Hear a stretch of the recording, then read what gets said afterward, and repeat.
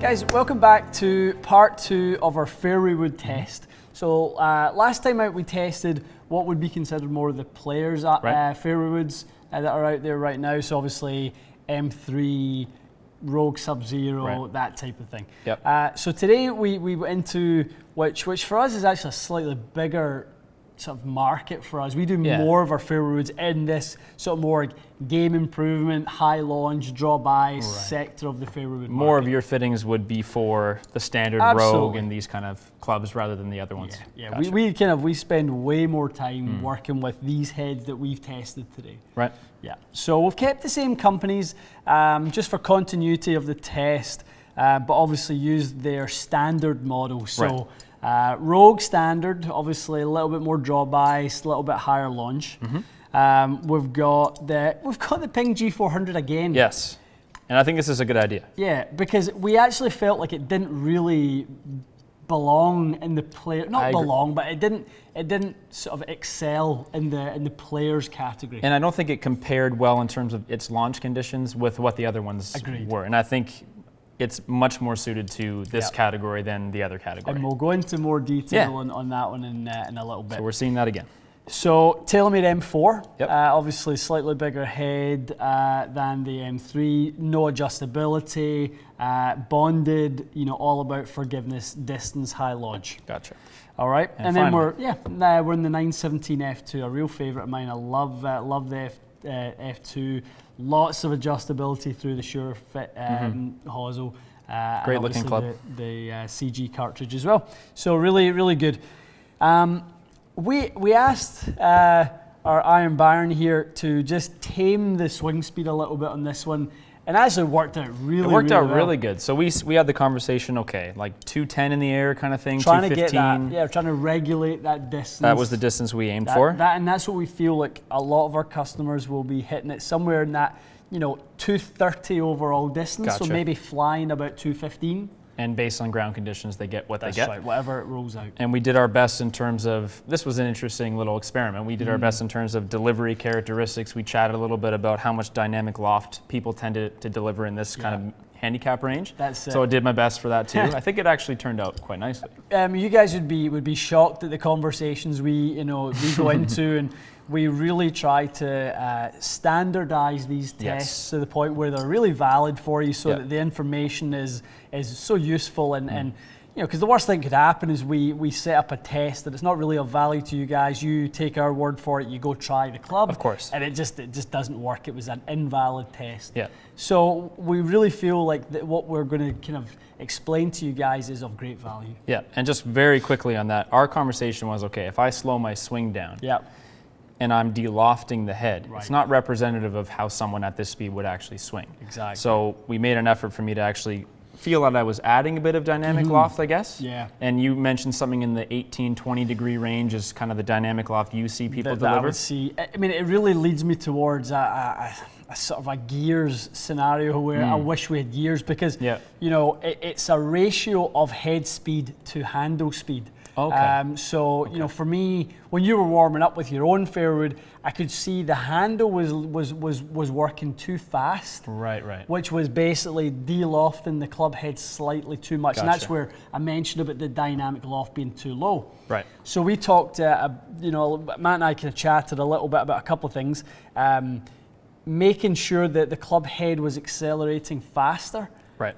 So i.e. adding more dynamic loft. You wanted to see the club more like this.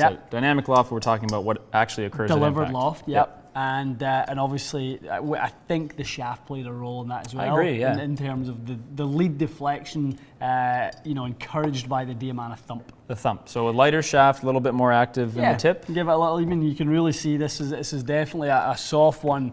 Not too hard to get that one sort of really bending, and it's actually a fairway wood specific shaft. Oh, it is? It's not one of these 46-inch driver shafts that are cut to length. This is a 44-inch blank that is designed only for a fairway wood. That's very cool. F55. Is that one of the few that's like that? Very, very uncommon for it to be a 44-inch blank specific for that. Very cool. Yeah, neat. So let's kind of run through the kind of numbers. Firstly, Taylormade M4, our best seller in the store. Okay, so the mystery is now out there. This is the one. That's the one we sell most of, do best with. Yep. Our customers love that head. And I can see why. Yep. Looks great. It felt really nice off the club. It felt, like we got lots of efficiency, which you mentioned was one of the highest in efficiency, if not the highest. So I can see why that guy is really good. Nice and easy to hit too. Performer in all categories. It was just a good all-rounder. Yep. Callaway Rogue was second, the fastest ball speed that we saw of any of them. Yep. Obviously, big thing with Rogue this year was jailbreak being added to that, the sacrificing of the adjustable sleeve in order to put the weight into the front of the head, so they could obviously create jailbreak and bond the sole and the crown. They've got those two kind of two rods pillars in there. Yeah, exactly. So taken from last year's Epic line, last year's Epic Fairway Wood line obviously didn't have that. We've talked about that in previous videos. We are seeing that, add some ball speed. In hitting that, even at a slower speed, you can feel it just feels fast. Yeah, and that was really easy to hit for you, wasn't it? It was very easy to hit. You actually had no trouble getting that up in the air, good speed, no problem. I think that would be a great club for someone who struggles with the fairway wood off the deck. I think so as well. Great choice. Okay, second was the Ping G400. The surprise package of the test. It was by far the most surprising of this test, for sure. Of this test. I mean, in the category that we're talking about, this kind of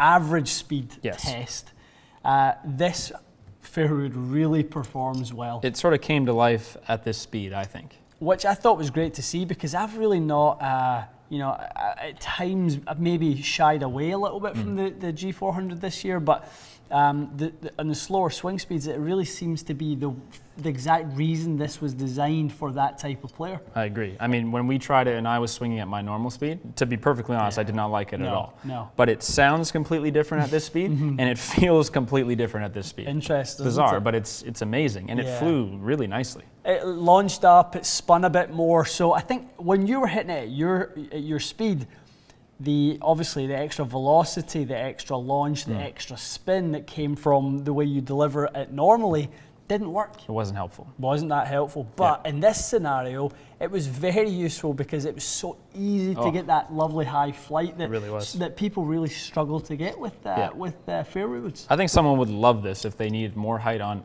their. I mean, you can get this in a 4-wood as well. And a 5-wood. You can get it goes all the way up.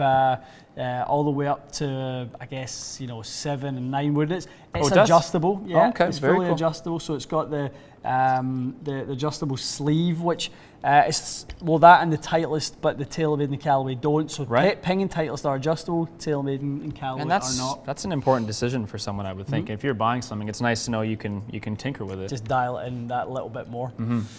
So really impressed with the Ping G400. Last but not least was the Titleist, the 917 F2. Good too. As good as the others. Absolutely. I mean, it was really, really good. 12 degrees of launch, 3,000 spin, good for distance. You said it felt good. Looked good. We had an interesting thing.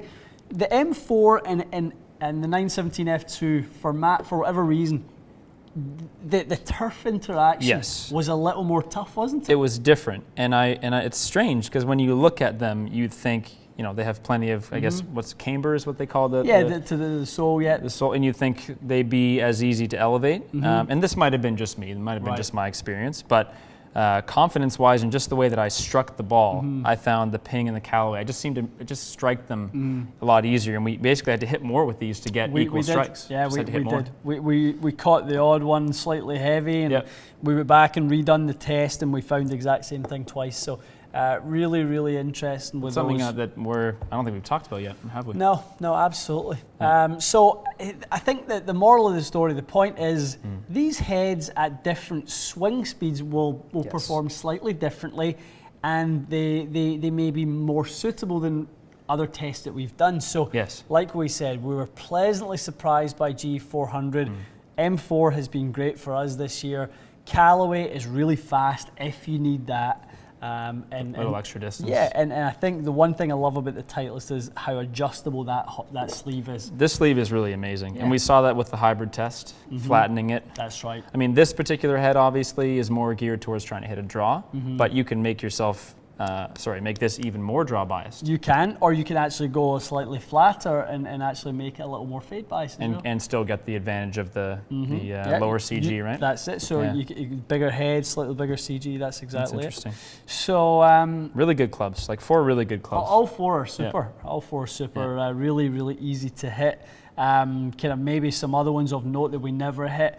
From a fairway wood range, I think that the Cobra F8 is a really easy one to hit, guys. I think that's very like the ping in its ball flight characteristics. Is really easy to launch up in the air. So if maybe slower swing speeds out there and you want to hit it that bit higher, the F8 would be one to kind of seek out and try. Yeah. And speaking of sole interaction, has kind of the rail system. That's right, that helps you get through bad lies. Yeah, the classic design that Cobra have had, the bafflers, a rail system. Yeah, forever, right? Forever. Yeah.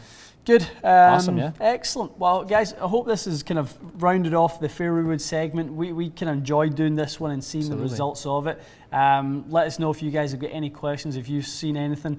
I know the Mizuno fans will probably be looking for the Mizuno test next. We shouldn't say we'll never test another fairway wood in 2018. That's not true. Yeah, no, I think we'll definitely do some more stuff. I think this test, what being the players and the game improvement, was all about, the big 4 and our core 4 in the store.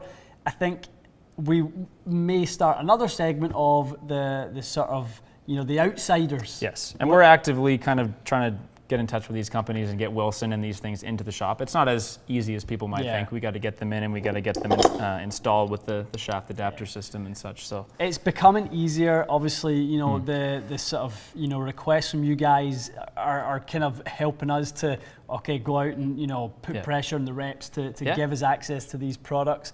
So that's for sure. We're just about to little sneak peek. I don't have even told you this yet. Next week we're actually going to test the new JPX line of irons. Oh, really? Yeah. Okay. So we have that coming in on Tuesday for testing. So very cool. that'll be one for the Mizuno fans out there to see how they perform. I'm excited about that too. Yeah. Very cool. Exactly. Good. All right. Excellent, guys. Thanks so much for watching. We'll see you soon.